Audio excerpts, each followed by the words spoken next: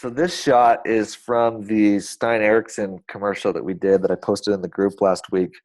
Um, this video was awesome because we had a lot of time to shoot. I mean, really, we didn't have enough time as we needed to really get the job done really well, but we did have quite a bit of time. We shot for 3 full days up at this hotel, and it was really cool. We got to do these really cool lighting setups and really cool locations. I mean, look at this wine cellar; it's just beautiful. They have like over 10,000 bottles in their collection here, and it's like one of the biggest in the country. Pretty amazing. And so we got to work with their sommelier and then and this wine cellar and kind of light it how we wanted to. And this was a look that I pulled from a reference that we had on the shoot. Basically, we just have one light in the background, and obviously that's it. We've got a little bit of light in the foreground. I think we had, we had like 650 pointing at the ceiling in the foreground, but really like most of the light was coming from the background. Another thing that I'm obsessed with is just one light setups. I just love the idea of taking one light and lighting a scene with it. It's part of the reason why I love the backlight but bounce technique that we talked about last week. Just because you use that one light and then you use your modifiers to kind of move it around and fill in the rest of the scene. But man, I think a lot of young filmmakers, like one of the biggest mistakes they make is using too many lights. They just have lights all over the place and everything's just overly lit. It's just flat looking. It's not interesting. And what better way to create contrast and get, light and dark areas than just using one light? Because if you use one light, everything that it's hitting is going to be light, and then everything on the other side is going to be in shadow, and it just creates this really cool effect.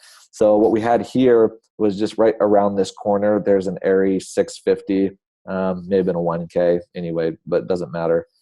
So basically they were just, and I think it was actually, we just had it pointing up at the ceiling here, and that's it.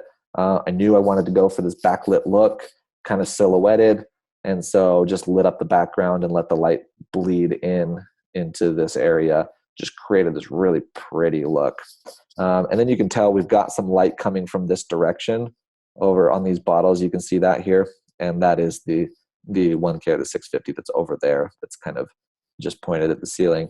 It actually, the reason it was there is because we were shooting another scene over on this side. And I just left it on and it looked good. Also, you'll notice how this is kind of dark over here. We had actually flagged that off because I wanted the foreground here to be pretty dark. So we did that as well.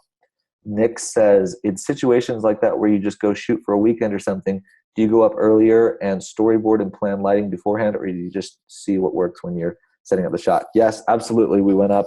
I think I went up there like 5 times before actually shooting this commercial.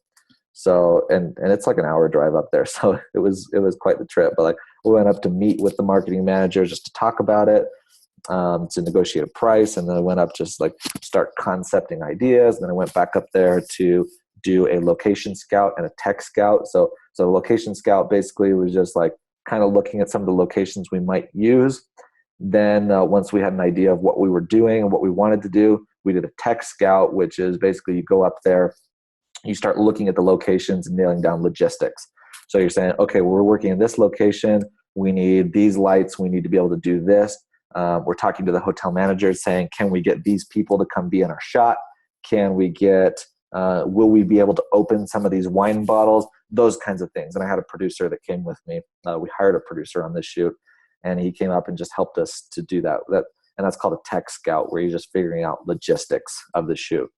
On this scene, for example, how many bottles of wine did we open? Like 4 or 5 bottles of wine. These are very expensive. Look at, guys, this is a really prestigious hotel, and these are really expensive bottles of wine. I think one of them we opened is like a $15,000 bottle of wine.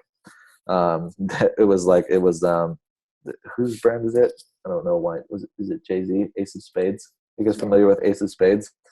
So we opened one of those, and you can see them in the video if you look, and we were using one of those. So anyway, just kind of an interesting thing.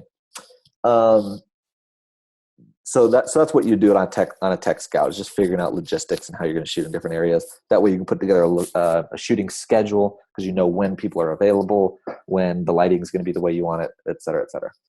Jonah says, how many takes did it take? Thinking the guy was not a professional actor.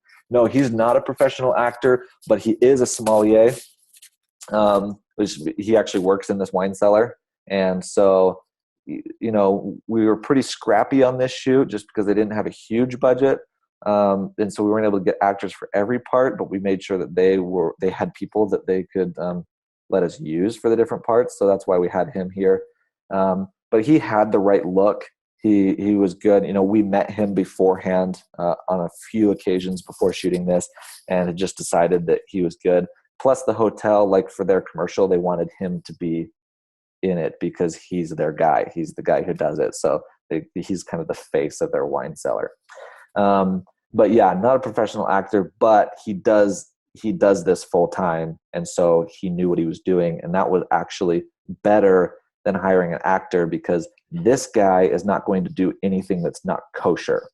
And that's really important to make this look real. If we had hired an actor, we also would have had to hire a consultant, or at least this guy, to tell them how to do things. Because, you know, there's a way of doing things, and people who know about the wine industry and they know how to do this, other sommeliers, they would be able to look at it and say, that person is an actor, that person is not a sommelier. He doesn't know what he's doing. So in this situation, it was really nice that we had him, because he knows what he's doing. And we were able to ask him, like, what would you do in this situation? How, because we did like a wine tasting scene, and I basically just went to him and said, what would you do? How does a wine tasting go? Let me know. Show me what you do. Show me where you put the bottles. Show me how you do it, so we can make this look very real, even though it was all staged. Cool. Good questions, guys. Okay.